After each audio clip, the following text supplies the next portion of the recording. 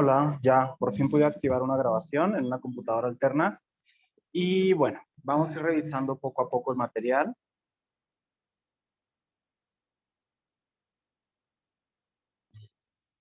Y voy a procurar que se vea en grande para la grabación. Entonces, estábamos viendo que existen las variables aleatorias, los experimentos aleatorios, las funciones de distribución de probabilidad, y habíamos estado trabajando con histogramas y les pedí una investigación sobre funciones de distribución de probabilidad que ya existen, que tienen nombres, que tienen parámetros, que tienen descripciones, para que ustedes fueran profundizando un poco más en lo que vamos a ver. Entonces, un poquito de lo que estamos viendo es, la variable aleatoria es algo que resulta de un experimento aleatorio. Todo esto, si nosotros lo revisamos, puede tener una probabilidad de ocurrencia. Nosotros hicimos el primer ejemplo de tirar una moneda y descubrimos que la opción de que cayera cara tiene una probabilidad del 50% en una moneda que no está alterada, y que caiga cruz es otro 50%. Si se fijan, en este experimento solamente hay de dos posibilidades, que caiga cara o que caiga cruz. Cada una tiene un 50% de probabilidad. ¿Qué significa? Que si yo pido que caiga cara o bien que caiga cruz, cualquiera de las dos, yo podría decir que la probabilidad de que eso suceda sería la probabilidad de que caiga cara más la probabilidad de que caiga cruz, 100%. ¿Qué significa? Que si lanzo una moneda al aire y yo digo cara o cruz, el que sea, entonces ya voy a ganar. ¿Por qué? Porque la moneda solamente puede caer de cara o de cruz. Esto se complica un poco más si, por ejemplo, nos vamos al ejemplo de los dados. En el caso de los dados, de un dado de 6 caras, tiene 6 posibilidades. 1, 2, 3, 4, 5, a ver, es muy largo, 5 y 6. Que caiga 1, que caiga 2, que caiga 3, que caiga 4, que caiga 5, que caiga 6. Y un poquito, no lo estoy haciendo con regla, pero un poquito digamos que es la misma probabilidad para cada uno. La probabilidad de que caiga 1 en un dado es 1 entre 6, que era algo así como 16.7%. O 16.6%. Así. ¿Ah? Ahora, esta es la probabilidad de que caiga el 1, ¿sí? Pero también es la probabilidad de que caiga el 2. ¿Por qué? Porque dividimos cuántas veces puede caer el 2 de una sola manera entre la cantidad de caras, que son 6, y también nos va a dar 16.66. Así. ¿Sí? Para cada uno.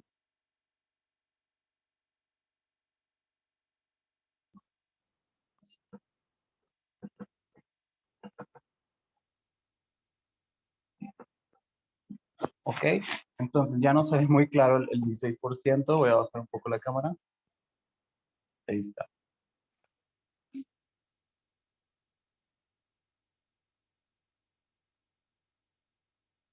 Ok. Luego,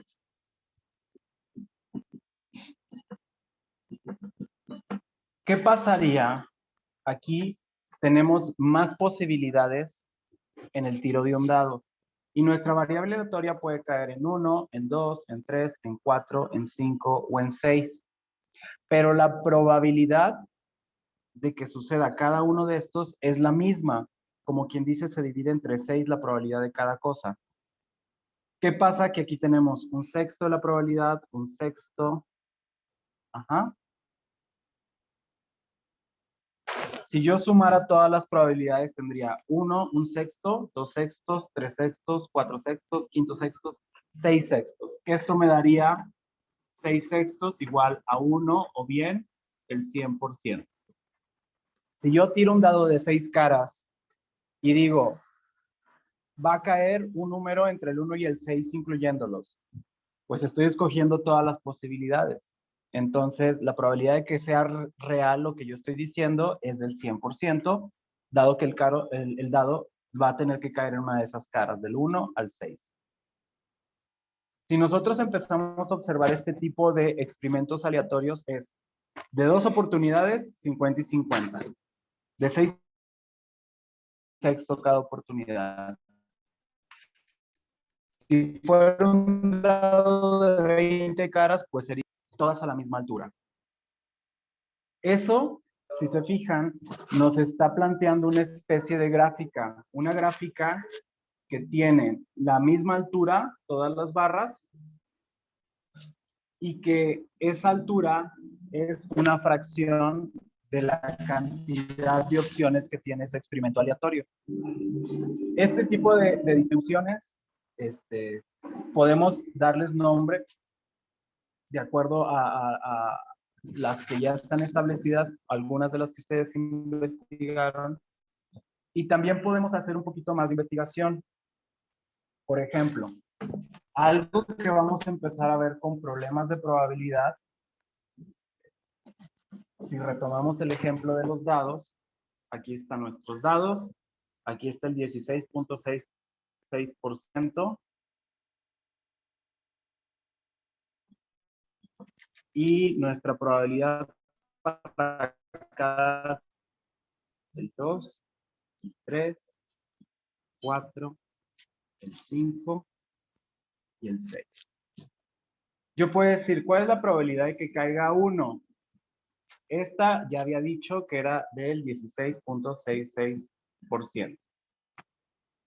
¿Cuál es la probabilidad de que caiga 1 o 2? ¿Sí? Que caiga cualquiera de estos dos. Pues va a ser la probabilidad de que caiga 1 más la probabilidad de que caiga 2. Esto de aquí se puede expresar como en teoría de conjuntos, como la probabilidad de 1 unión 2. Le voy a poner unión. ¿Sí? Entonces, la probabilidad de que sea cualquiera de estos dos va a ser la probabilidad de 1 más la probabilidad de 2, que es 16.66% más 16.66%. Y esa suma nos va a dar 1632.222, ¿no? Algo así. 33, perdón, punto 2.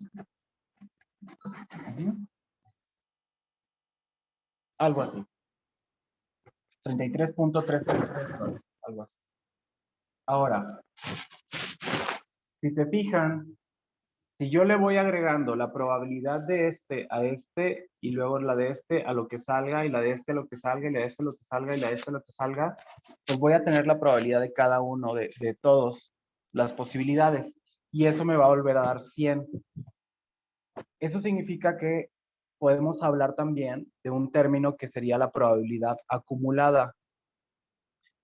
¿Cómo lo podríamos escribir? Bueno, ese es otro tipo de función, distribución, que se llama función de distribución acumulada, pero en vez de poner como probabilidad de que caiga 1 o 2, podemos ponerlo como la probabilidad de que nuestra variable sea menor o igual que 2. ¿Qué significa? Que dé el valor de 1 o que dé el valor de 2, porque estos son menores o iguales que 2.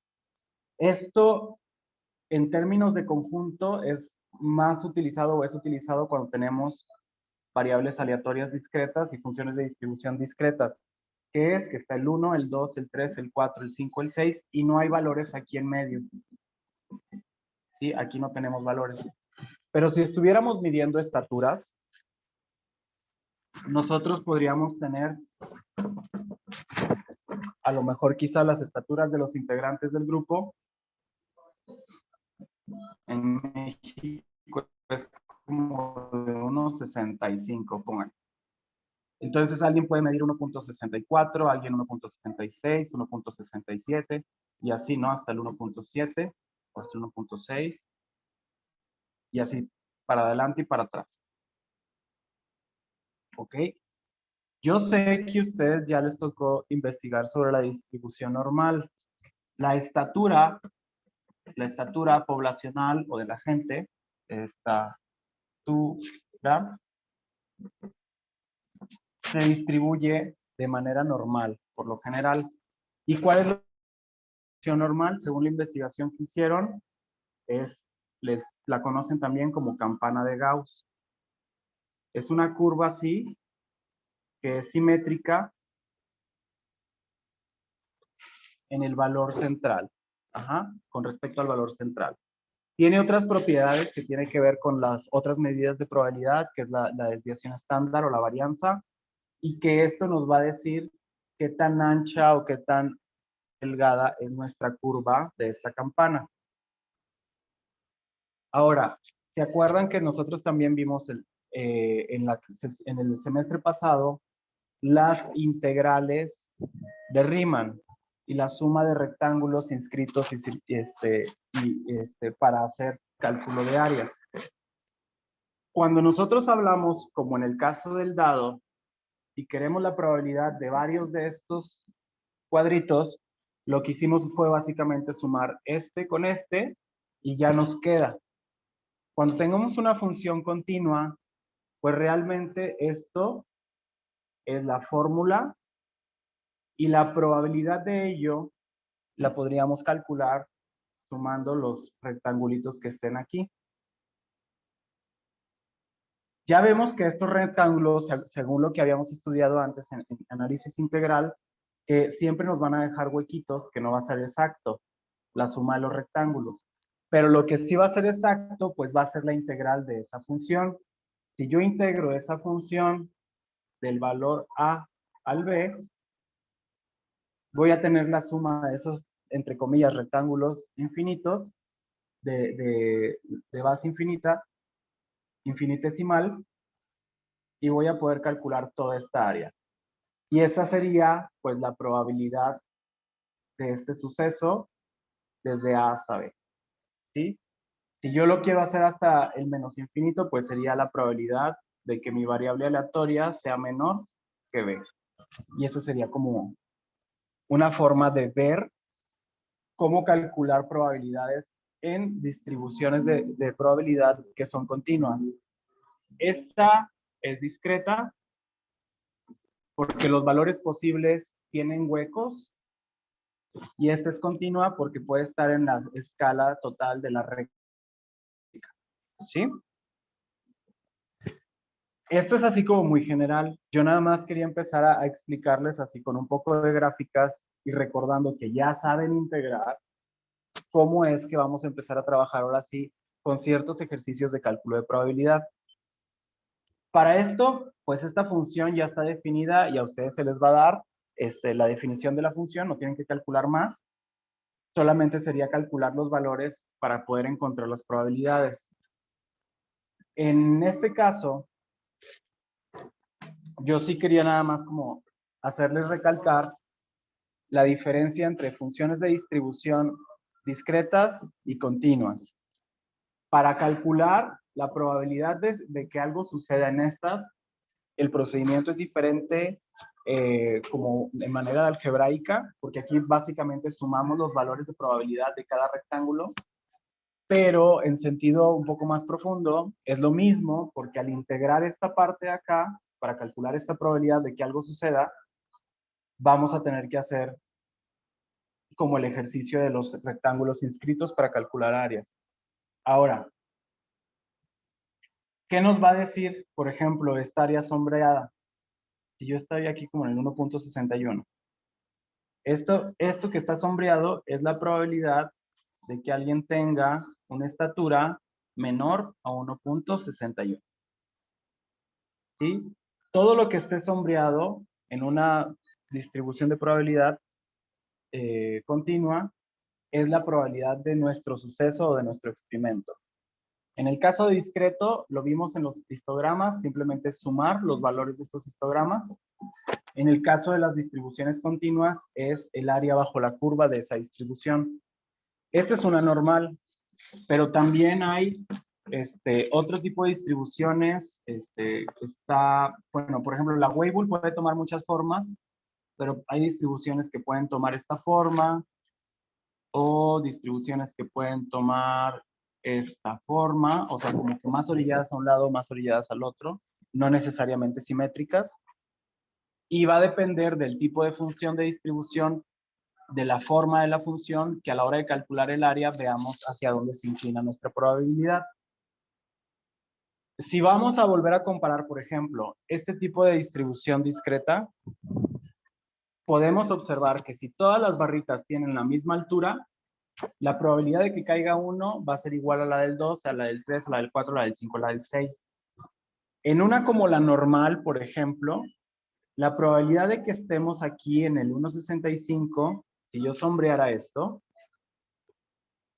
si se fijan, esta área es mayor que un área que esté en uno de los extremos, ¿sí?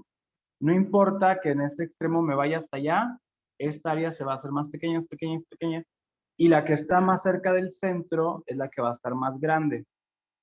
La normal tiene esa característica, ¿sí? Que todo lo que está alrededor, esto vamos a llamarle la media en la normal, todo lo que esté alrededor de la media tiene mayor probabilidad que lo que está alejado, ¿sí? Entonces, es más difícil encontrar un alumno que mida 2 metros 10 que uno que mida 1,66, porque este está más cerca de la media en una distribución normal. Ahora, estas son como las generalidades de los tipos de funciones de distribución. Lo más básico es que sea discreta contra continua. Lo que significa la probabilidad en términos matemáticos es el área bajo la curva de lo que estemos tratando de encontrar, pero operacionalmente pues sería calcular la suma de todas estas áreas o bien la integral en una función de distribución continua, ¿sí? No vamos a hacer ejemplos todavía, vamos a dejar ejemplos más adelante. De las distribuciones que ustedes ya investigaron, yo les puse ahí, creo que son 2 ejemplos de discretas y 2 ejemplos de continuas. Y tienen formas diferentes, ¿sí? Entonces, un poquito lo que hoy quería como mostrarles es que sí la cosa se pone un poquito más compleja, se pone un poco más teórica, pero son cosas que ustedes ya calcularon. Ustedes ya han calculado estos histogramas en las tareas previas y también ya han calculado en la clase de análisis integral, han calculado áreas bajo la curva, ¿sí? Entonces, un poquito la idea es que vamos a empezar a calcular probabilidades con estos conceptos. ¿Y cómo vamos a saber qué calcular? Pues dependiendo de si es discreto o si es continua, y también pues viendo los parámetros que les pidan, hasta dónde les piden calcular la probabilidad, y con eso ustedes van a poder ponerle valores. Todavía no estamos viendo nada específico de alguna distribución de probabilidad para el cálculo. Esto es muy general. No se preocupen si todavía no queda tan claro. Al hacer los ejercicios vamos a empezar a practicar y a tratar de aterrizar toda esta teoría. Pero sí me gustaría que ustedes fueran viendo y fueran tratando de aclarar dudas. No sé si al momento de ahorita hay alguna duda, un comentario.